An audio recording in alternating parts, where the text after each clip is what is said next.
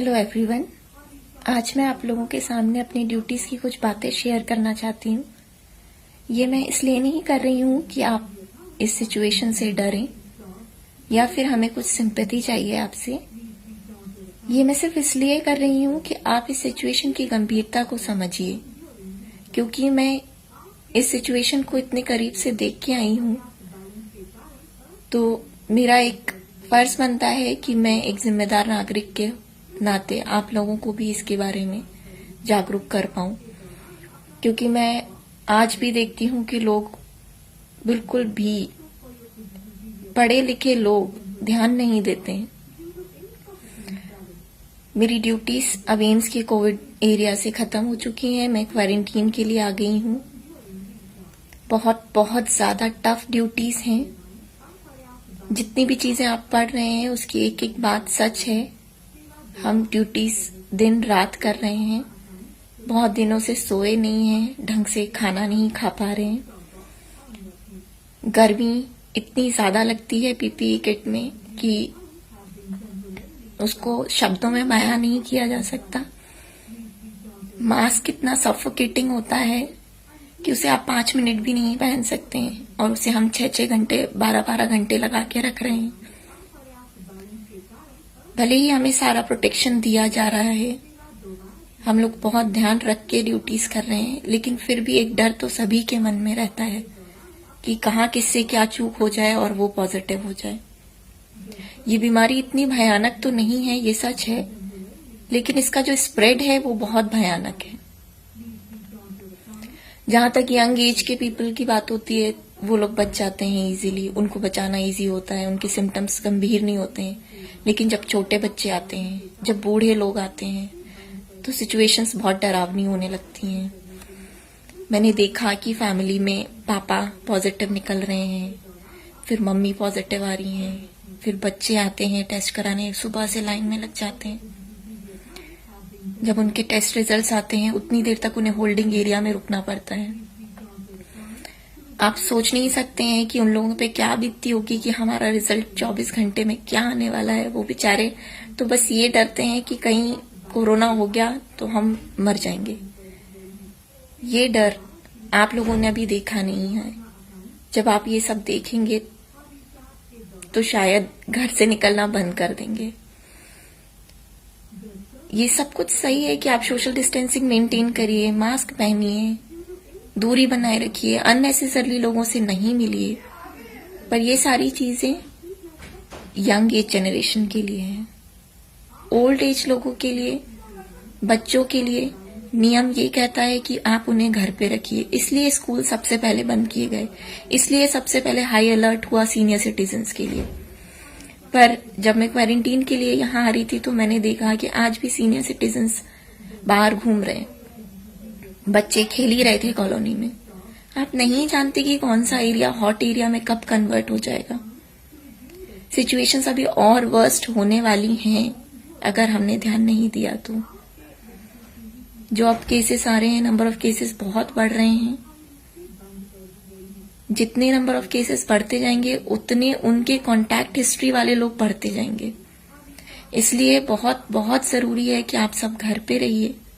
जो भी एक इंसान घर से बाहर जाता है घर की जरूरी चीजों को लाने के लिए, वो अपना पूरा ध्यान रखे, वो ये जाने कि पूरे परिवार की जिम्मेदारी उसके ऊपर है।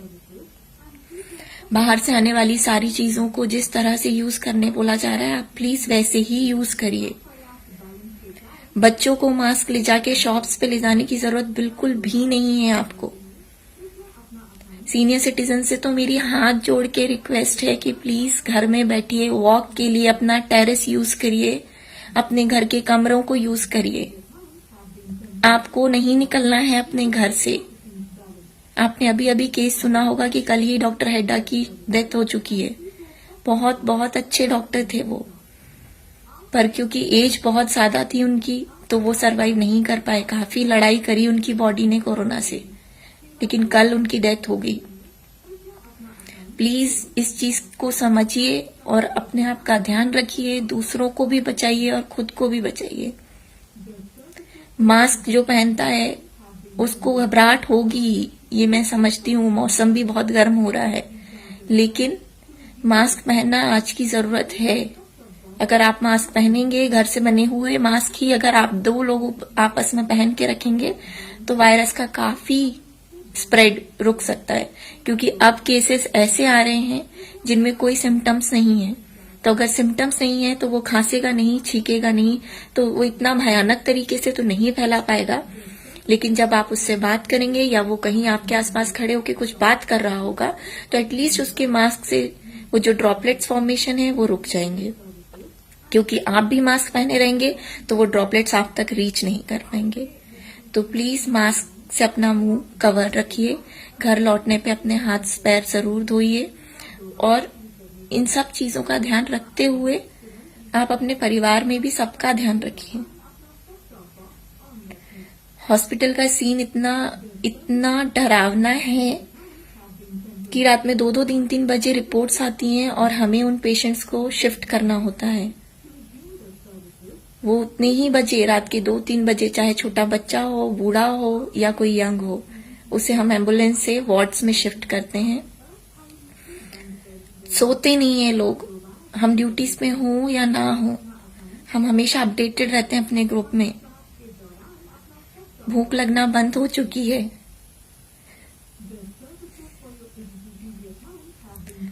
घर से दूर अब क्वारंटीन के लिए भले ही होटल मिला है, 5 स्टार होटल है, लेकिन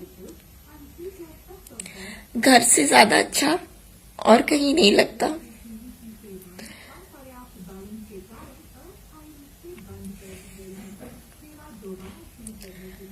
आपका तो आसमान आपका घर होता है, आपका जहान आपका घर होता है। तो कोई आपको अगर जन्नत भी देगा तो आप नहीं रहेंगे अपने परिवार वालों के बिना।